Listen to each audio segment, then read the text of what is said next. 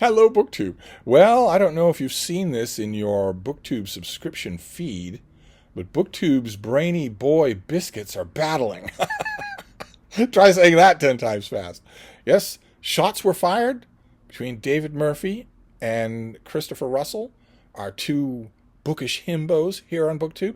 And I was watching those shots go back and forth as they were both talking about doing Q&As.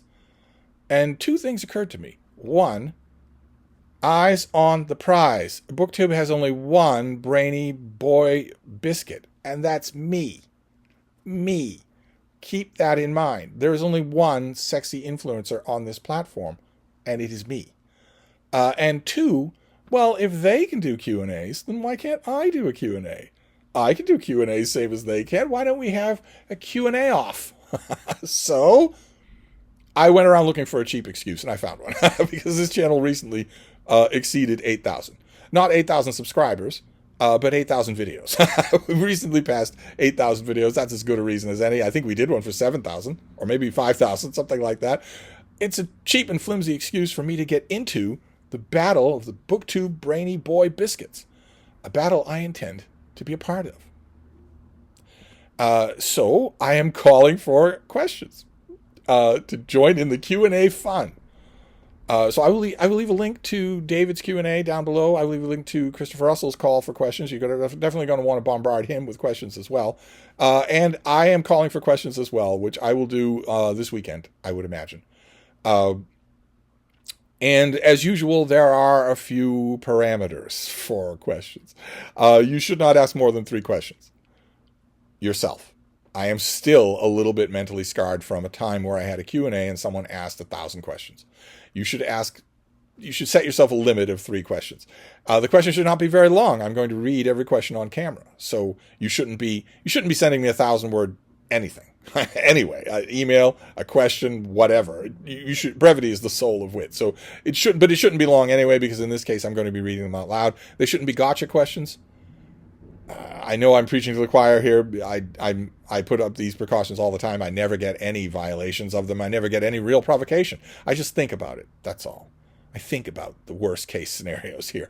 A gotcha question would be where you ask me about some incredibly obscure work of scholarship just to see if I know what you're talking about, not because you want a question answered, just to see if I know what you're talking about. This also applies to every once in a while I will get some pretentosaurus who decides to send me a question in a language other than English. This is an English language channel. They're doing it to test me, I think, or just to be, an edgelord or whatever. Kindly don't include questions like that. I'm going to ignore them, so writing them is wasting your time.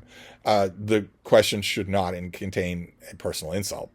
Obviously, I'm preaching to the choir. You're not going to do any of this stuff.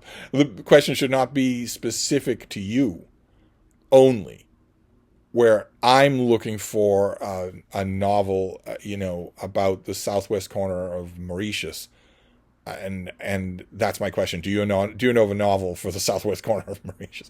Email me if you have a question like that. I will do my best, but that's not really for a Q&A. Now, under those strictures, and considering how many millions of Q&As we have done on this channel over the years, I really doubt there are going to be any questions. But if there are, and if there are enough of them, we will do a Q&A because all the cool kids are doing Q&As. So if you want to do that, feel free. And I will collate all the questions and we'll answer them as soon as the weekend. I guess the weekend. I'm planning on a peaceful weekend. I can't imagine anything that would disrupt it.